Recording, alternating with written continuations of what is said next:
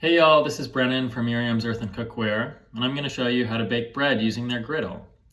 Now, like all of Miriam's cookware, the griddle has an incredible amount of heat retention, meaning whereas we'd normally bake bread around 450 to 500 degrees, we're only going to bake this at 400 degrees for about 45 minutes. Because it's handmade, it's so durable, and because it's fully non-toxic, the bread is going to bake perfectly well just through the heat of the stone and the ambient heat of the oven. You can bake all sorts of bread using this griddle. Today I'm doing a whole wheat sourdough, but you could do a yeasted bread, you could do focaccia, you could do a flatbread, or even pastries like croissants and scones and more. The most important thing though with most breads is that it needs to hit a hot surface to be able to rise and expand right away.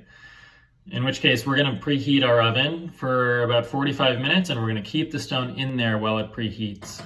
Around 250 degrees. When the griddle is fully preheated, take it out of the oven and carefully place on a hot pad. Sprinkle some flour or cornmeal on the surface to prevent sticking, and then turn out your well-proofed, well-kneaded loaf of bread directly onto the griddle. Using scissors, a knife, or what we bakers would call a lame, score the center of the bread. This will help steam escape as the bread bakes, and then return the whole thing to the oven for about 45 minutes at 400 degrees.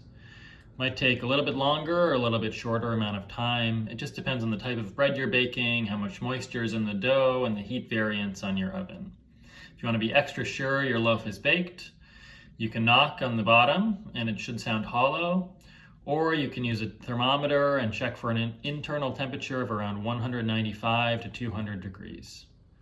Let your bread cool for about an hour or two to make sure it finishes cooking and for the flavors to continue to develop, and then slice and enjoy.